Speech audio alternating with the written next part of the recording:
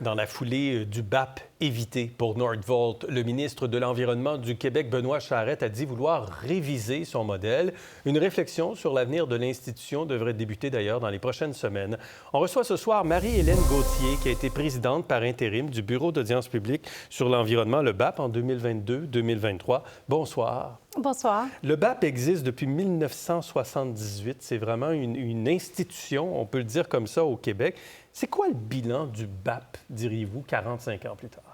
Je vous dirais que le BAP, c'est comme une ceinture de sécurité. C'est une institution qui est neutre, qui pose un regard neutre, impartial et indépendant sur des projets avec l'aide des parties prenantes qui incluent les citoyens.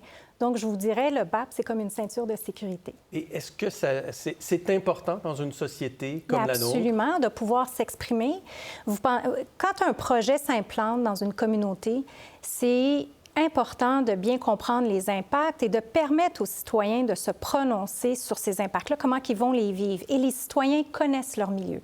Donc, le BAP, quand il se déplace dans les milieux d'accueil, fait en sorte que toutes les parties prenantes alimentent sa réflexion sur les enjeux, alimentent également son analyse par après et le rapport qui va être déposé au ministre, qui, lui, va faire une recommandation au Conseil des ministres par la suite. Et son existence depuis 45 ans a changé notre approche face aux projets qui sont présentés?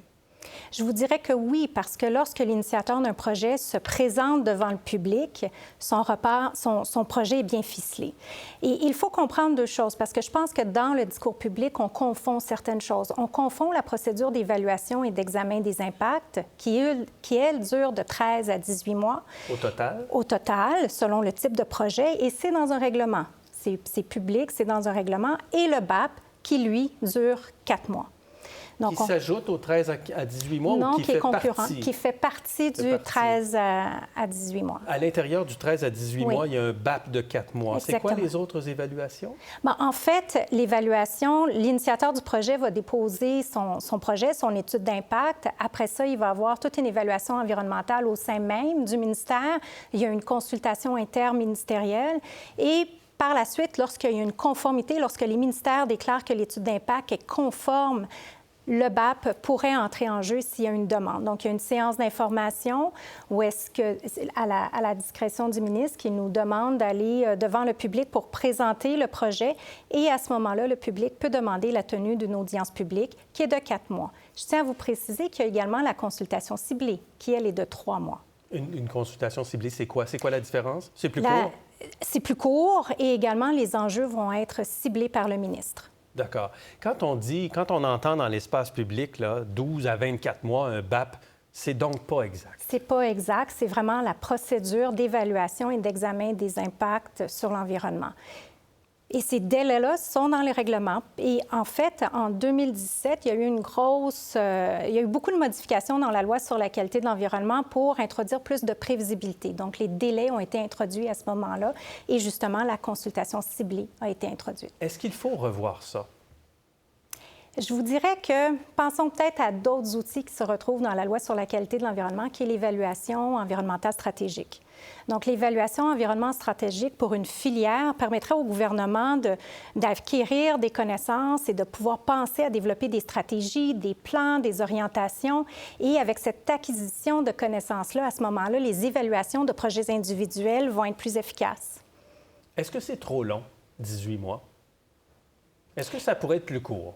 Bien, écoutez, ça relève vraiment du ministère de l'Environnement de voir s'il pourrait voir s'il n'y aurait pas des économies de délai. Ça relève vraiment du ministère à ce moment-là. Est-ce qu'il faut donner plus ou moins de pouvoir au BAP?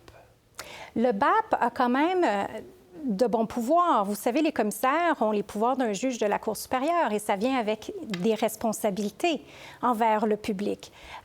Consulter les citoyens, je vous dirais que on le perçoit moins comme un privilège, mais plus comme un droit maintenant pour les citoyens d'être consultés pour qu'on puisse comprendre leurs informations. Mais je vous dirais que le rôle premier du BAP, c'est d'informer les citoyens. Donc, en toute transparence, les citoyens peuvent venir questionner l'initiateur de projet, peuvent venir questionner les différents experts des ministères qui sont présents et la commission d'enquête aussi, elle, peut questionner. Donc, faire sortir cette information-là, c'est très bénéfique pour tout le monde, que ce soit l'initiateur, le public ou le gouvernement. Mais le BAP, lorsqu'il se prononce, lorsqu'il dépose son rapport, il le dépose au ministre. Et le ministre, oui. Exactement, c'est le ministre qui prend la décision. Le BAP n'est jamais décisionnel. Le BAP n'est pas décisionnel. Le BAP est là pour éclairer la prise de décision gouvernementale. Et devrait-il l'être décisionnel? Comme on voit dans certains États, quand même. C'est une excellente question. Et vous qui avez de l'expérience, vous avez été vice-présidente et présidente du BAP. Je vous dirais qu'il y a un arbitrage qui se fait au Conseil des ministres entre les différents ministères. Donc, pour moi, il y a d'autres intrants dans la décision du gouvernement pour approuver ou non un projet. Je vous dirais que le BAP, c'est plus une courroie de sécurité pour s'assurer que toute la lumière a été faite sur un projet. D'ailleurs, le BAP, son slogan, c'est « donner l'heure juste ». Oui. Donc, c'est vraiment ça. Mais être décisionnel dans un délai de 4 mois... C'est une autre paire de manches. C'est une autre paire de manches. Et c'est une autre réflexion que d'aller jusque-là. C'est une autre réflexion, effectivement. Il y a une centaine d'organisations qui ont demandé l'année dernière qu'on organise au Québec ce qu'on appelle un BAP générique sur l'avenir énergétique du Québec. À quelles questions permettrait de répondre ce genre d'exercice-là? Un BAP générique. Un BAP générique, oui. Un BAP générique pourrait... Bien, il y en a eu plusieurs BAP génériques dans l'histoire du BAP. Passons à l'industrie porcine, passons à l'industrie du gaz de schiste. La dernière était sur l'état des lieux et la gestion des résidus ultimes.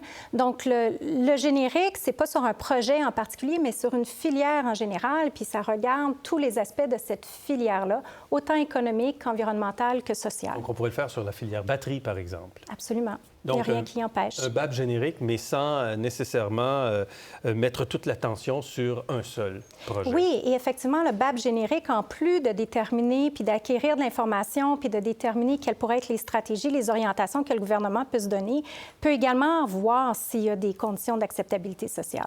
Là, vous avez quitté le Bureau d'audience publique en environnement depuis novembre dernier.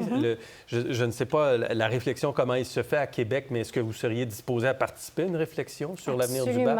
Absolument. Si le ministre vous le demande, bien sûr. Si le ministre me le demande, effectivement. Mais absolument, je connais le BAP dans toutes ses petites coutures. Et c'est riche de vous avoir. Merci beaucoup d'avoir été avec nous, Mme Gauthier, ce soir. Je vous remercie. Merci bien. Pour voir nos émissions en entier, rendez-vous sur la chaîne Ici RDI.